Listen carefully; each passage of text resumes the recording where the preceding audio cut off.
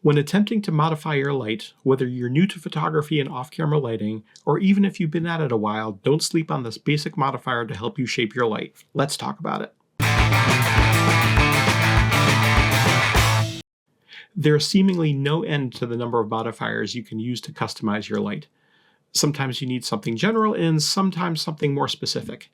Today I want to talk about what I think is the best first modifier you should get, and why if you're a veteran, you should continue to use it when the situation calls for it. I'm talking, of course, about an umbrella. One of the reasons to use a lighting modifier in general is to create a softer light source than your flash can all by itself. And if you only have one light available to you, this is an easy way to do it. With an umbrella, you won't find the control over light you might have with a softbox or a modifier you can add a grid to. But I've found an umbrella to be a really useful tool, and I bring one with me to every wedding whether I end up using it or not. So why do I think an umbrella should be a newer photographer's first modifier? I remember when I was first starting out and didn't have a lot of income to put back into my business. Once I learned the benefits of off-camera lighting and wanted a softer light than a bare flash could provide, an umbrella was my least expensive option. For as little as $15, you can get a basic umbrella that's suitable for smaller groups. For $30 or $40, you can get a larger one that might be better for the groups you'll find yourself photographing on a wedding day during family portraits. And they had the added benefit of being really quick to set up. Sometimes on a wedding day, you're pressed for time, and while a softbox usually doesn't take that long to set up, an umbrella is quicker and easier. Umbrellas come in two configurations, shoot-through and reflective. For versatility's sake, I like umbrellas that allow me the two-in-one option of simply removing the outer black cover you would leave on if you're using it as a reflective umbrella. This then leaves the shoot-through option when you remove that cover. With your umbrella set up as a reflective modifier, which is to say with the black cover still on, you would point your light into the open umbrella with your light facing away from the subject. With this configuration, you can control the direction of light a little more than you can with a shoot-through. And because you're bouncing light off the inner surface of the umbrella, it creates a somewhat more even spread of light than a shoot-through will. They do produce a contrastier light than its shoot-through counterpart though. So depending on how you want your subject to look, this might be the way you want to go. If you're photographing non-human subjects like a wedding cake or flowers, or even using it for product photography, I think this could be a good option. When photographing people, I tend to use umbrellas as shoot-through modifiers. I prefer this over reflective because shoot-throughs give you a softer, more diffused light that, in general, I find more flattering for people. They do allow you to cover a larger area, so for groups this can work out pretty well. With this setup, you would remove the black covering from the outside of the umbrella, and you're left with just the white translucent material. You would set this up by aiming your light into the umbrella as you did before, but you would turn the light and umbrella around so they're now facing your subject instead of away.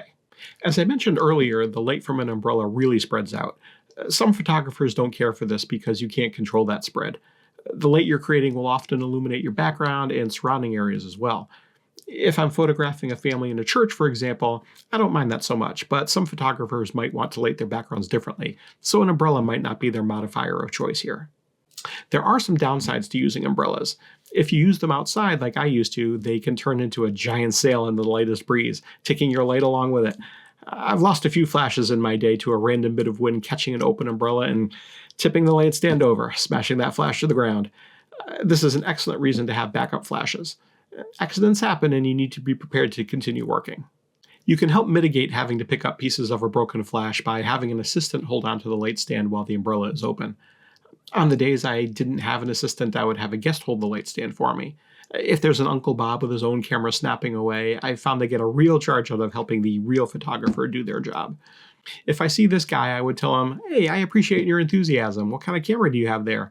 And he'll excitedly show me what he's photographing with, after which I'll ask him for his assistance. I've never had one not enthusiastically jump in to help. After having to fix or replace a few flashes after using them outdoors with an umbrella is one of the reasons I switched to softboxes and use sandbags with my light stands. I haven't gotten into using C-stands myself, but that is another option. They're a bit heavy and unwieldy, but outside they can make the difference between having your light stay intact versus having lots of little pieces to pick up. Also, when I graduated from using speed lights to using larger lights, the idea of something that expensive crashing to the ground wasn't one I wanted to think about too much. The way I typically set up a flash with a shoot-through umbrella is to adjust the umbrella's stem, so if you're looking at it from the side, the edge of the umbrella is roughly equal to or slightly past the head of the flash. Kind of here-ish. Depending upon how far away I have the setup for my subject, I'll zoom the flash head to 35 millimeters or 24 millimeters or something wider so the light really spreads out a bit more. There does tend to be a hot spot closer to the center of the umbrella. If you're photographing a couple, that's not as much of an issue as it might be with a larger group where you'll see light fall off toward the outermost people. You can fix this by moving the umbrella further back and increasing the power of the light, but you might not always have the space to do that.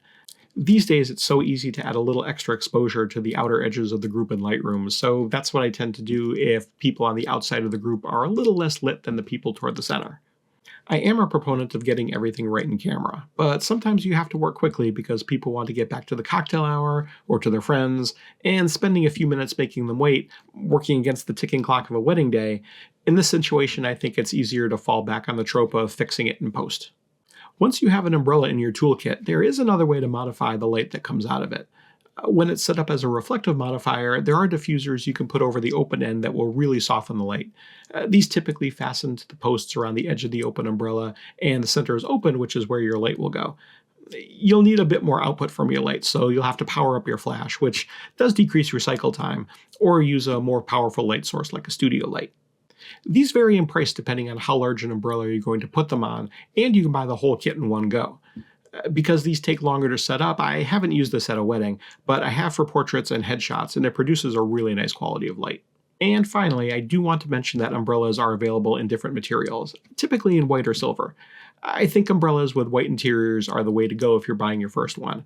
You can't use silver umbrellas as shoot-throughs, only reflective, so having that 2-in-1 option I mentioned earlier is more versatile overall. With a white umbrella, skin tones look a little more natural, and they minimize reflections on skin with softer shadows, so people look a little more even. Silver reflective umbrellas have kind of a unique look with more defined shadows, so if you're doing dramatic portraits, it may be something to consider or adding to your kit as a second umbrella. Both shoot-through and reflective umbrellas have their advantages and limitations, and depending on which to use depends on what you're photographing and how you subjectively want the light to look. They're pretty versatile and really budget-friendly, so whether you're newer or more experienced, I think keeping one in your toolkit can benefit both you and your clients. Thank you for watching. If you like what you saw in this video, please like and subscribe. If you'd like to see more, check out this other video I made for you. This is Ask a Wedding Photographer. I'm Seth Kay, and I'm here to help.